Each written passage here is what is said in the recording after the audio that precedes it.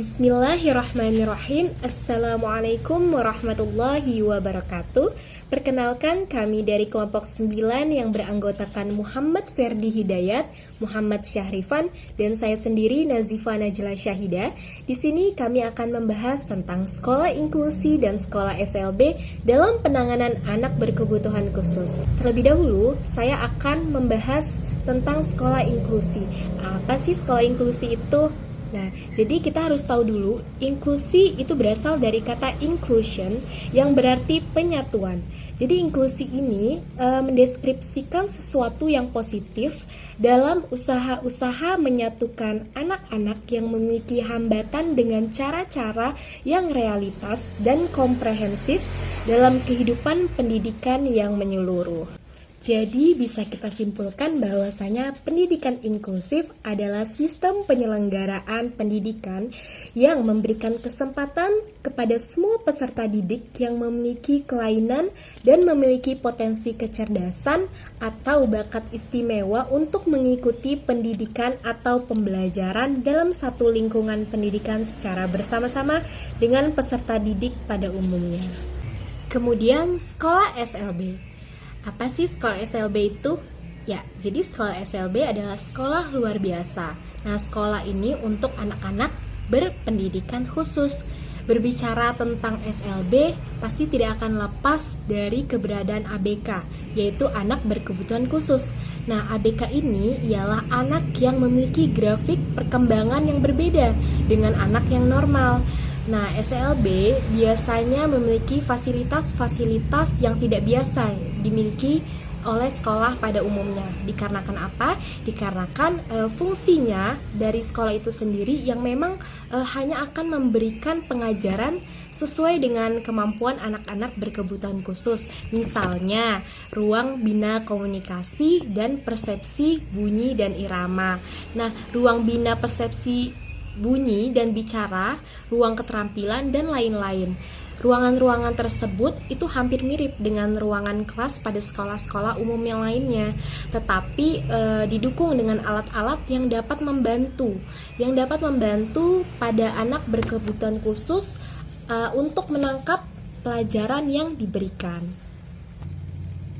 Nah, karena kita sudah tahu nih pengertian dari sekolah inklusi dan sekolah SLB, sekarang saya akan menjelaskan perbedaan yang mendasar antara sekolah inklusi dengan sekolah luar biasa. Jadi yang pertama, sekolah inklusi baik untuk ADD atau anak dengan disabilitas yang memiliki kemampuan kognitif cukup bagus. Namun, jika kemampuannya itu di bawah rata-rata, lebih baik anak dengan disabilitas ini bersekolah di SLB. Yang kedua, sekolah inklusi itu memperlakukan ADD sama dengan anak-anak reguler dengan pembelajaran dan lingkungan yang sama.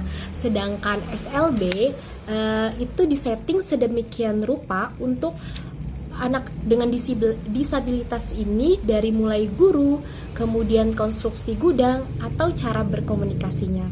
Nah, untuk sekolah inklusi dan penanganan untuk anak berkebutuhan khusus akan dijelaskan oleh rekan saya selanjutnya. Terima kasih banyak.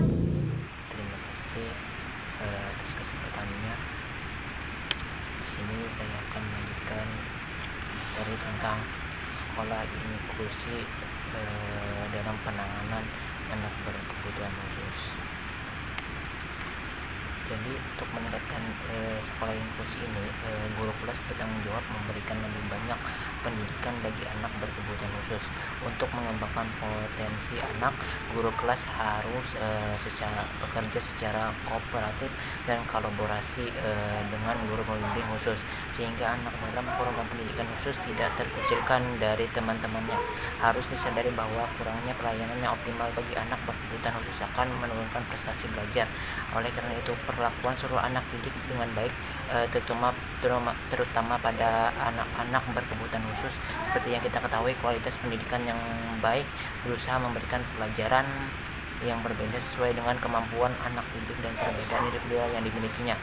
Dan Adapun dalam menangani anak berkebutuhan khusus oleh guru kelas, yang pertama jalankan rencana pendidikan individual, yang mana pendidikan satu dengan satu gitu secara individual.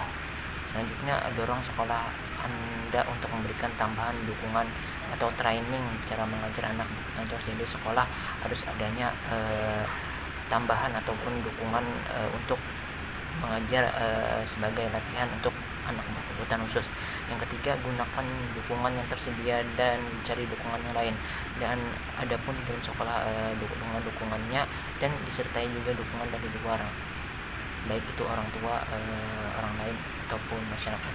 Dan yang keempat, pelajari dan pahami tipe-tipe anak berkebutuhan khusus. Nah, jadi harus kita ketahui dulu tipe-tipe anak berkebutuhan khusus tersebut.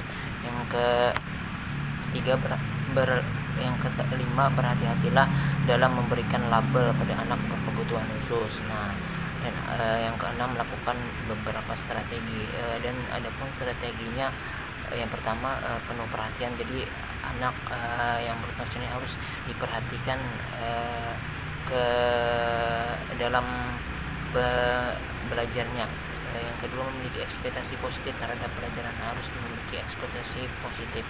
Yang ketiga, membantu anak mengembangkan keahlian komunikasi sosial dan juga keahlian akademiknya. Yang keempat, rencanakan dan susun kelas secara efektif dan efisien. Yang kelima, bersemangat dalam membantu anak termotivasi belajar. Yang keenam, pantau pembelajaran anak dan memberikan umpan balik yang efektif. Nah, itu tadi strateginya. Terus bantu anak berkebutuhan khusus untuk memahami dan menerima anak yang menderita ketidakmampuan, serta selalu cari informasi terbaru terhadap teknologi yang tersedia untuk mendidik anak berkebutuhan khusus. Maka dari itu kita harus cari teknologi agar membantu dalam belajar mengajar untuk anak berkebutuhan khusus ini. Nah,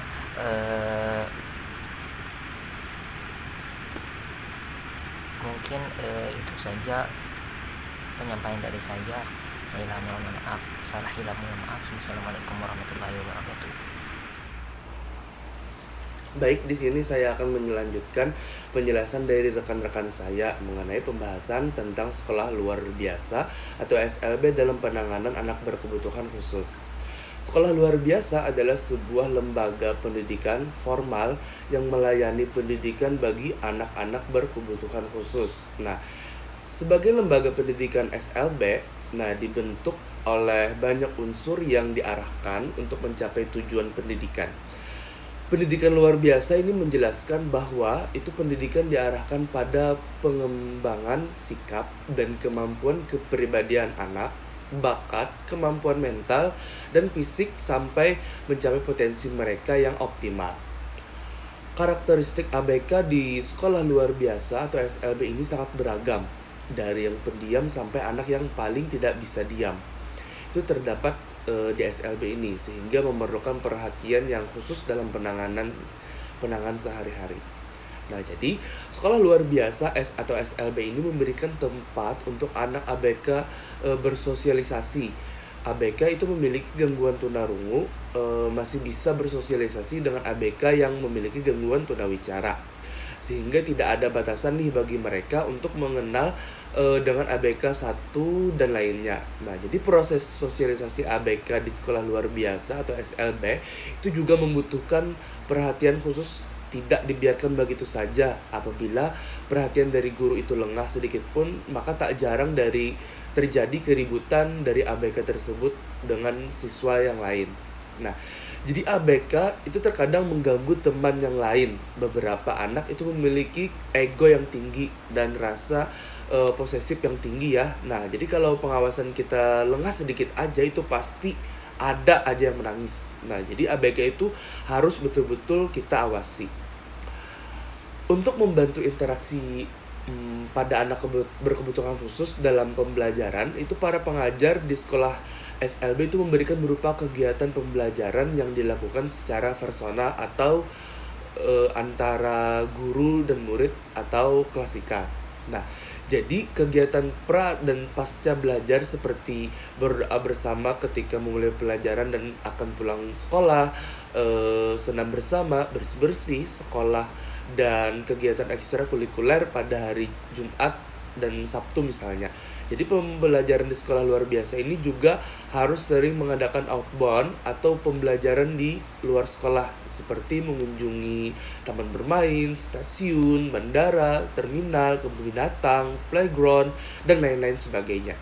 Jadi kegiatan ini nih dilakukan agar para siswa itu dapat belajar secara langsung sehingga memudahkan mereka untuk lebih mengenalinya. Nah, jadi peran sekolah luar biasa dalam mendampingi anak berkebutuhan khusus ini yaitu itu menanamkan perilaku yang efektif guna meningkatkan nilai-nilai keimanan, potensi yang dimiliki siswa berkebutuhan khusus, dan membentuk akhlak yang mulia melalui pendidikan agama yang merupakan upaya dalam mewujudkan kehidupan yang bermakna, damai, dan bermartabat. Nah, jadi sekolah luar biasa ini memiliki tugas yang penting dan berat karena harus selalu berperan menghadapi berbagai kelemahan, ancaman, tantangan guna menselaraskan program-program kegiatan yang terrealisir dengan dinamika perkembangan ilmu pengetahuan dan teknologi yang bergerak demikian cepat pada saat ini ya. Nah, sangat penting dikarenakan itu tugas dan fungsi sekolah adalah untuk mengembangkan potensi yang ada pada anak berkebutuhan khusus. Nah, agar kelangsungan hidupnya itu selalu dinamis dan optimis.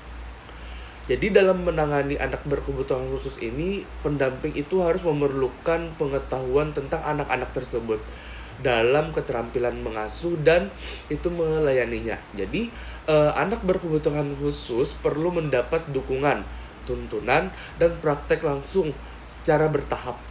Nah, potensi yang dimiliki anak berkebutuhan khusus ini akan tumbuh berkembang seiring dengan keberhasilan peran pendamping dalam memahami dan memupuk potensi anak-anak tersebut.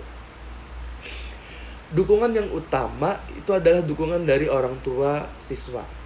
Orang tua yang tidak malu dengan kondisi anaknya. Orang tua yang mampu menerima kondisi anaknya sebagai anak berkebutuhan khusus dan tidak malu dengan kondisi anak akan membantu anak dalam mengembangkan potensi dalam dirinya secara maksimal. Nah, jadi ABK itu harus diberi motivasi dan orang tua itu tidak boleh berpikir bahwa anaknya itu tidak bisa ya, itu tidak boleh. Itu karena jadi akan menjadi kendala dalam perkembangan anak, itu tidak boleh. Jadi dukungan yang terjalin antara guru dan orang tua murid itu juga sangat berpengaruh, yang dimana guru itu harus memberi konsultasi terhadap orang tua siswa yang berkebutuhan khusus, itu memberi tahu arahan yang seperti apa yang seharusnya dilakukan orang tua ketika sedang di rumah dalam menangani anak berkebutuhan khusus. Nah, dan juga orang tua itu harus mendukung penuh bentuk-bentuk program yang diterapkan oleh sekolah untuk kepentingan siswa, karena tanpa adanya dukungan dari orang tua, guru itu tidak dapat menjalankan program dengan baik. Nah, mungkin itu saja penjelasan yang dapat kami sampaikan. Salah khilaf mohon maaf. Wassalamualaikum warahmatullahi wabarakatuh. Terima kasih.